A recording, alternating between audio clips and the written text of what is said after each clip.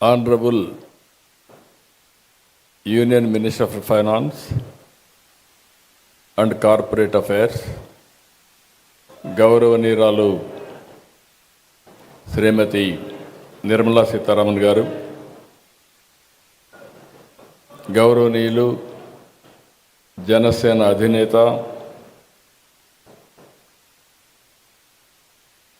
ఈరోజు ఈ గవర్నమెంట్ అంతా సమర్థవంతంగా పనిచేయడానికి పూర్తిగా సహకరిస్తున్నటువంటి మిత్రులు పవన్ కళ్యాణ్ గారికి, యూనియన్ మినిస్టర్ చంద్రశేఖర్ గారికి, గౌరవనీయులు నారా లోకేష్ గారికి, పయ్యావుల కేశవ్ గారికి, నారాయణ గారికి, secretary department of financial services, ministry of finance, government of India Nagaraju గారు, ఆనరబుల్ ఎమ్మెల్యే శ్రవణ్ కుమార్ గారు, డిఫరెంట్ బ్యాంక్స్ సంబంధించిన chairpersons, MDs, CEOs of banks, అదే మరియు ఫైనాన్షియల్ ఇన్స్టిట్యూషన్స్, అదే మరి ఈ కార్యక్రమానికి వచ్చినటువంటి రైతు సోదరి సోదరుమణులందరికీ నమస్కారాలు, అభినందనలు, శుభాభినందనలు. ఇటీవలే ప్రధానమంత్రి గారు వచ్చి మళ్ళీ పనులు పునఃప్రారంభించారు. మీ అందరికీ ఒక ఆలోచన ఉంటుంది. 2014లో నూతనమైన రాష్ట్రం ఏర్పడిన తర్వాత ఏ విధంగా ముందుకు పోవాలని ఆలోచించినప్పుడు నాకు అండగా వచ్చి మీరు రాజధాని కట్టాలనుకుంటున్నారు, మేము సహకరిస్తామని మొట్టమొదటిసారిగా వచ్చి చెప్పింది అమరావతి రైతులని చెప్పి మరొకసారి విజ్ఞప్తి చేస్తున్నారు. ఒక స్ఫూర్తిదాయకమైన నిర్ణయం. ఇది ప్రపంచంలో ఎక్కడా జరగలేదు. ఇంత స్ఫూర్తితో దగ్గర 29,000 మంది రైతులు 34,000 ఎకరాల భూమి స్వచ్ఛందంగా ముందుకొచ్చి ల్యాండ్ పూలింగ్లో మేము ఇస్తామని ఆ రోజు వాళ్ళు అనౌన్స్ చేసినప్పుడు, ఈ రోజుటికి కానీ ఇంకా భవిష్యత్తులో కూడా జరుగుతుందో నాకు తెలియదు కానీ ప్రపంచంలోనే స్ఫూర్తిదాయకమైనటువంటి ల్యాండ్ పూలింగ్ జరిగిన ఏకైక ప్రాంతం అమరావతి అని చెప్పి కూడా నేను మీకు తెలియజేస్తున్నాను. ప్రధానమంత్రి గారు వచ్చి పనులన్నిటికీ పునఃప్రారంభం చేశారు. పనులు కూడా స్పీడ్ అందుకున్నాయి. 2028కి పూర్తిగా, మార్చికి పూర్తిగా కంప్లీట్ చేసేట్టుగా దానికి ముందుకు పోయే పరిస్థితికి వచ్చాం. అయితే ఈరోజు ఈ పనులు జరుగుతున్నాయంటే దానికి కారణం ఇక్కడున్న ఫైనాన్స్ మినిస్టర్ నిర్మలా సీతారామన్ గారు అని చెప్పి మనస్ఫూర్తిగా మీ అందరికి విజ్ఞప్తి చేస్తున్నా. ఒక ఇంపాసిబుల్ థింగ్ ప్రారంభించాం.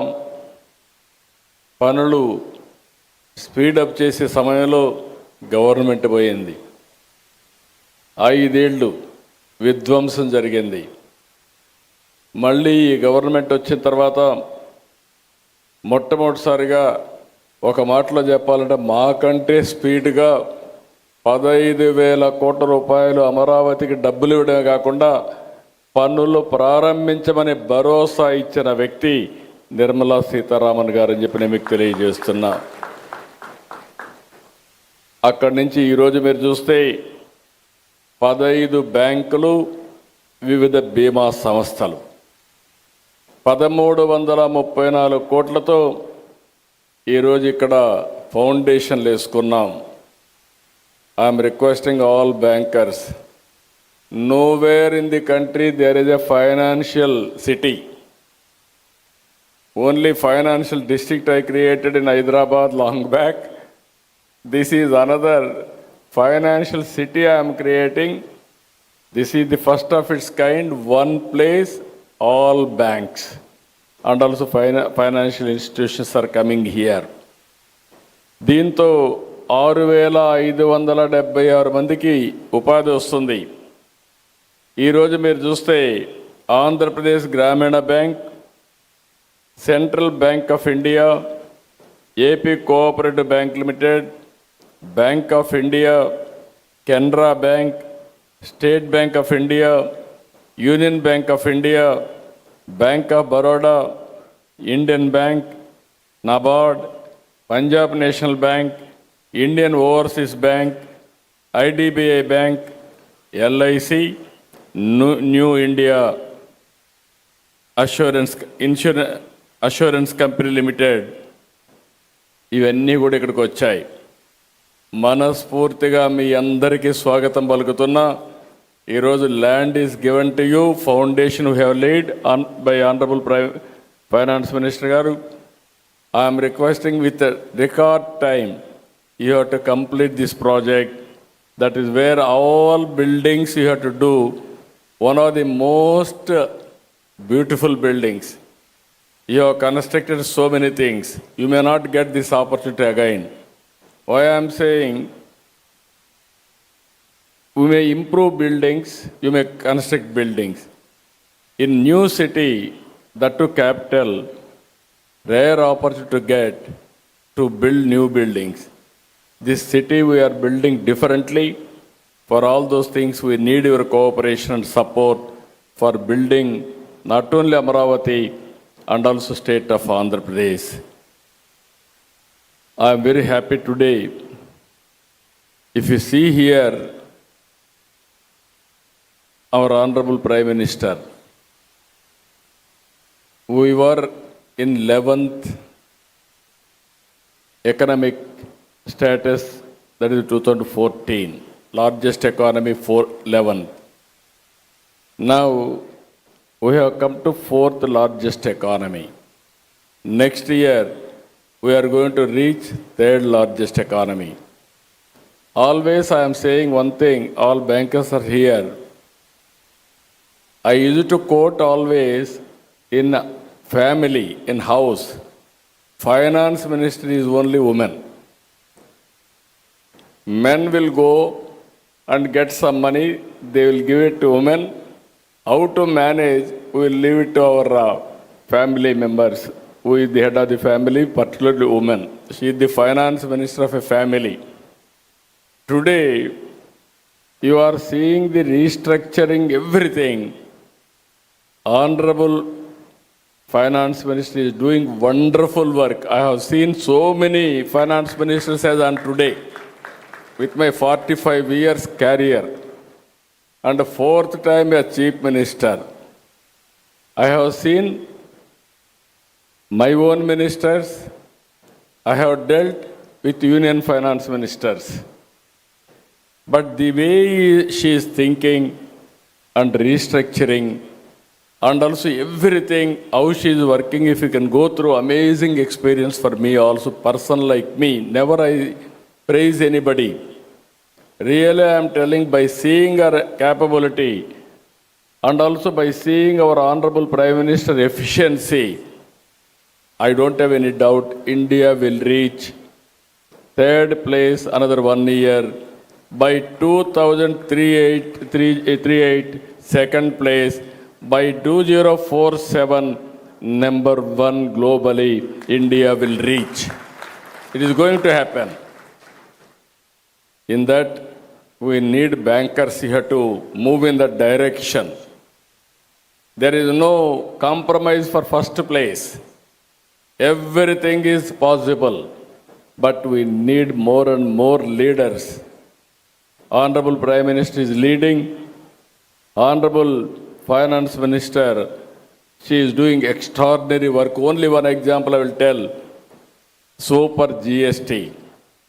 Nobody imagined. And also all opposition parties. Even my secretaries came and told me, sir, if you do this, Andhra Pradesh will have so many difficulties.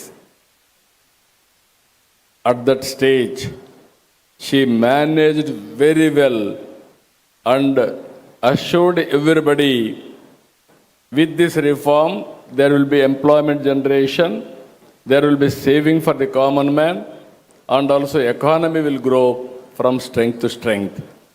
That is our So many, if you see in any institution, there are some deficiencies. Even in our economy, there are some structural deficiencies. One by one, she is correcting, she is strengthening the nation by strong financial systems. I really appreciate. మనందరం కూడా మనస్ఫూర్తిగా వారిని అభినందించే సమయం. అలాంటి wonderful work she is doing. I really appreciate madam for extraordinary performance. ఈరోజు ఇంకొక ప్రధానమైన కార్యక్రమం మీరు చూస్తే, ఇండియన్ ఇన్స్టిట్యూట్ ఆఫ్ ఆస్ట్రోఫిజిక్స్తో ఒక MOU చేశాం. 5 ఎకరాల భూమి కూడా ఇచ్చాం. ఇక్కడ ప్లానెటోరియం, ఎడ్యుకేషన్ సెల్ ఎస్టాబ్లిష్ చేయడానికి ముందుకొచ్చారు. మైసూరు తర్వాత ఇక్కడ స్టార్ట్ చేశారు. మేడం గారికి ఎప్పుడు క్రియేటివ్ అంటే చాలా ప్యాషన్. నేను పోయినప్పుడు అక్కడ చేశాను, ఇక్కడ కూడా చేస్తే బాగుంటుందంటే నేను ఇమ్మీడియట్గా యాక్సెప్ట్ చేశాను. It is a wonderful experience for youth. ఎందుకు ఈ మాట వాడుతున్నానంటే, ఆంధ్రప్రదేశ్లో మీరు ఒక్కసారి ఆలోచిస్తే అనేక ఇనిషియేటివ్ తీసుకున్నాం. ఈరోజు చాలా సమస్యలు ఉన్నాయి. ఆ సమస్యలను అధిగమించడానికి మీరు చూస్తే ఆంధ్రప్రదేశ్కి స్ట్రక్చరల్ ప్రాబ్లమ్స్ ఉన్నాయి. బైఫర్కేషన్ అయ్యింది. నూతన రాష్ట్రం, అగ్రికల్చర్ ఎకానమీ, అర్బన్ పాపులేషన్ లేదు, అసలు రాజధాని లేదు. నాలెడ్జ్ ఎకానమీ కూడా హైదరాబాద్కే పరిమితమైంది.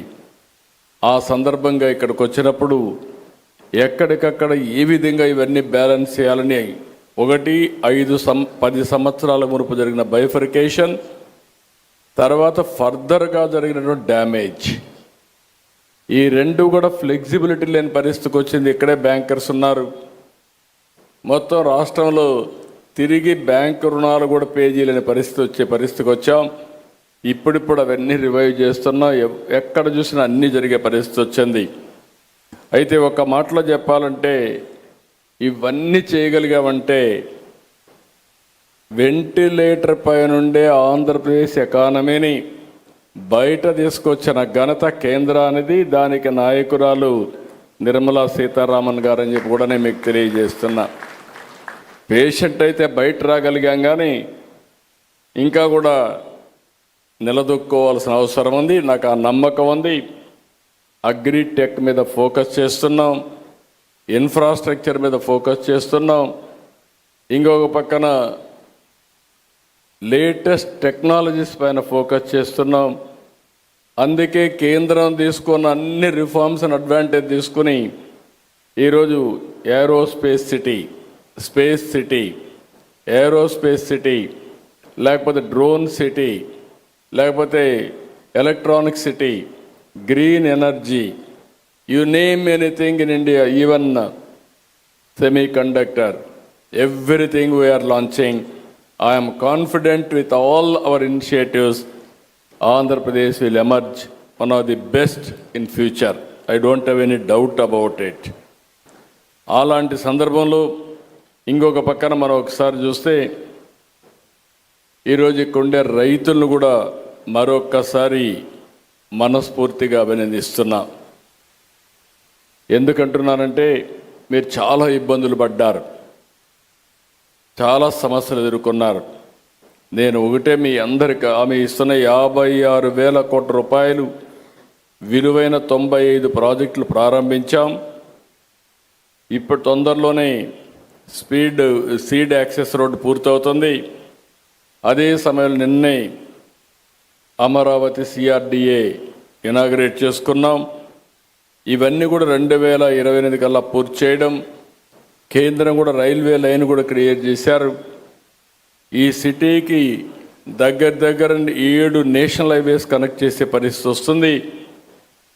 ఇవన్నీ కానీ పూర్తి కాగలిగితే నా ఆలోచన ఒకటే, ఆ రోజు హైదరాబాద్ బ్రౌన్ ఫీల్డ్ సిటీ, 2 సిటీలు ఉంటే 3వ సిటీ యాడ్ చేశాం. హైదరాబాద్ సికింద్రాబాద్ ఉంటే దానికి సైబరాబాద్ యాడ్ చేశాం. It is a green field city. అంటే ఈరోజు మీరు గుర్తుపెట్టుకోవాల్సింది, గ్రీన్ ఫీల్డ్ సిటీ డెవలప్ చేయాలనుకున్నప్పుడు చాలా ఈజీగా ఉంటుంది, బట్ డిఫికల్ట్. ఆ ఎక్సర్సైజ్ స్టార్ట్ చేశాం. టుమారో భారతదేశం గర్వపడే విధంగా ఈ అమరావతి రూపుదిద్దుకోవడం గ్యారంటీ అని మరొకసారి మీ అందరికీ హామీ ఇస్తున్నా. You name anything, green buildings, green energy, and also all ఒక వాటర్ అయితే plenty of water, blue, green, and also beautification. If you see, nowhere in the country this type of hills. All these combinations we are going now, all utilities underground, that is duct, no cutting of roads. We are going to spend huge amount of money on green cover and also net zero. These are all the new concepts we are bringing. Ultimately, except green energy, even regular power we may not use in Amaravati.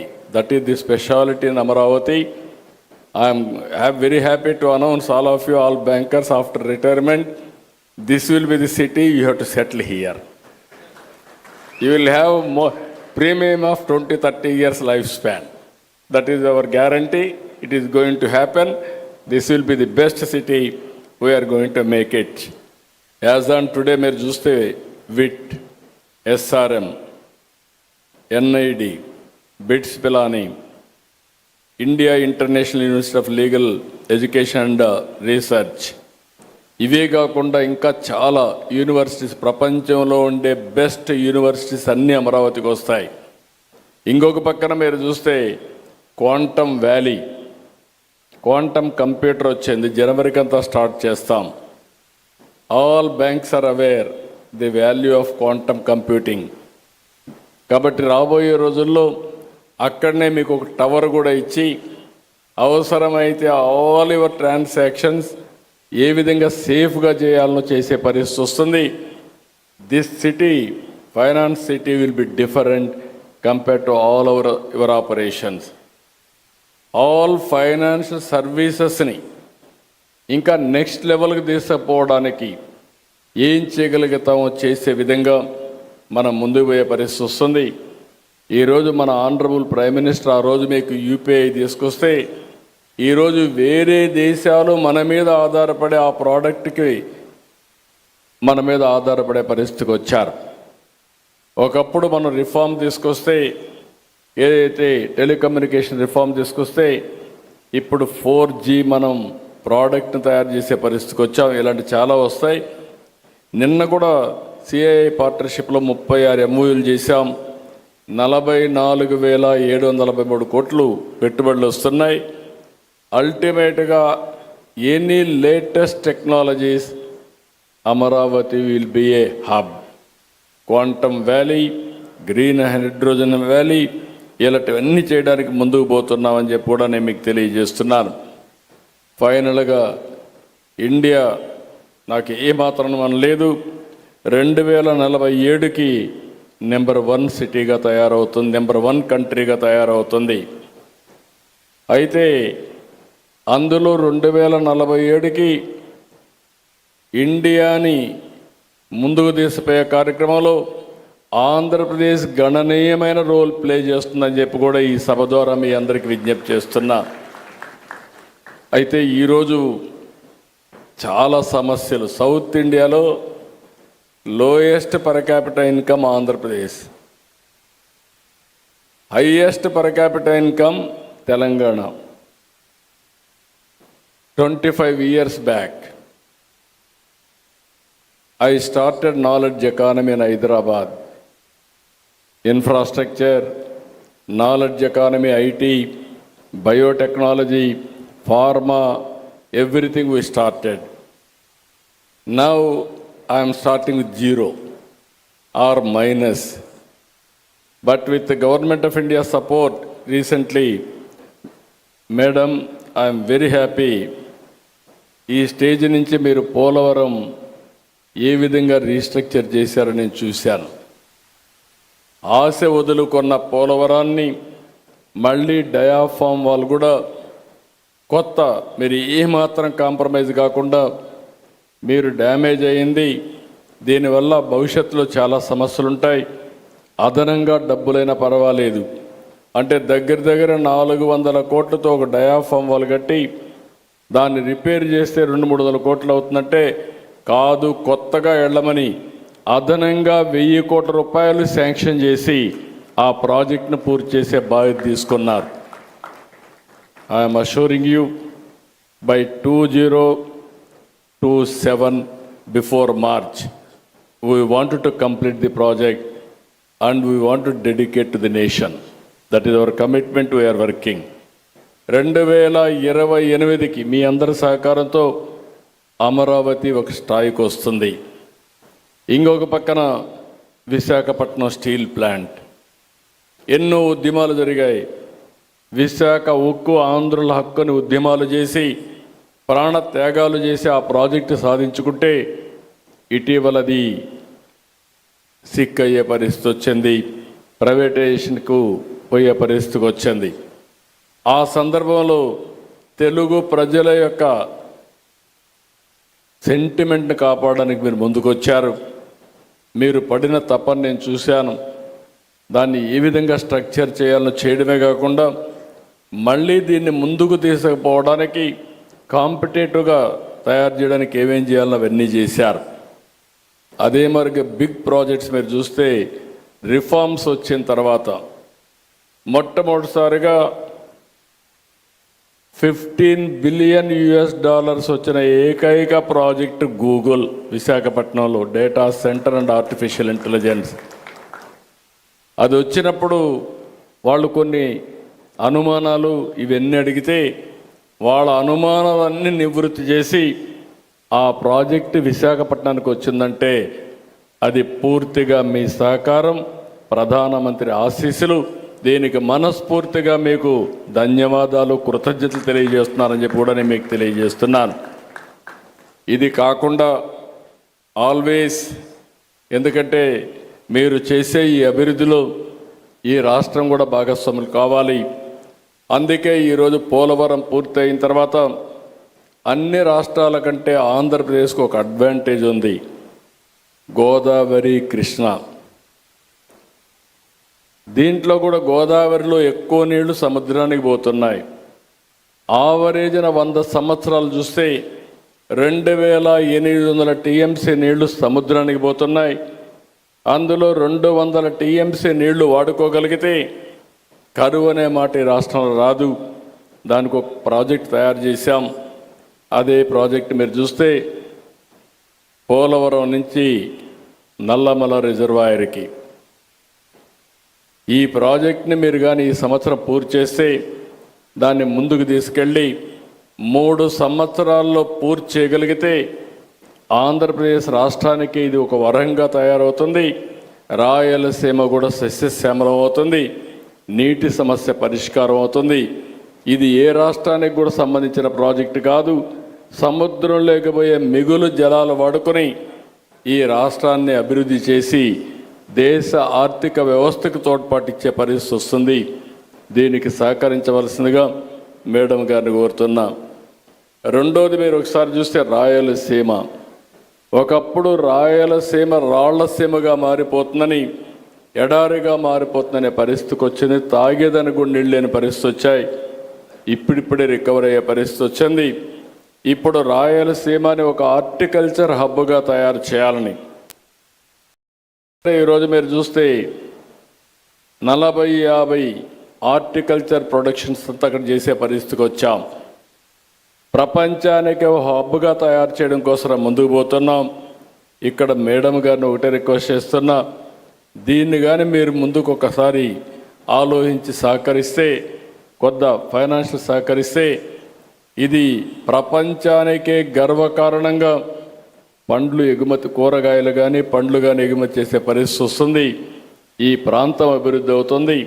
దానికి కూడా సహకరించవలసిందిగా వారిని కోరుతున్నా. ఇంకొక పక్కన Purvodaya project కింద ఈ 4-5 రాష్ట్రాలకు ఆర్థిక సహాయం చేయడానికి కేంద్ర మంత్రి గారు అనౌన్స్ చేశారు. ఇది కూడా ఈ సంవత్సరం ఒక షేప్ ఇచ్చి దాంట్లో కూడా కొంత సహకరిస్తే ఉత్తరాంధ్ర బ్యాక్వర్డ్ ఏరియా, ఆ ఏరియా కూడా అభివృద్ధి అయ్యే పరిస్థితి వస్తుంది. అదే మరి రాష్ట్రంలో మిగిలిన ప్రాంతాలకు కూడా కొంత సహకరిస్తే అక్కడ ప్రాజెక్ట్స్ చేసుకోవడానికి అవకాశం వస్తుందని చెప్పి తెలియజేసుకుంటూ, ఇప్పటి వరకు మీరు సహకరించిన విధానం వల్ల చాలా వరకు రికవర్ అవుతున్నాం. కానీ ఇంకా ముందుకు పోవాల్సిన అవసరం ఉంది. ఒకటే అష్యూర్ చేస్తున్న మేడంకి, 5 సంవత్సరాలు మీరు సహకరించండి.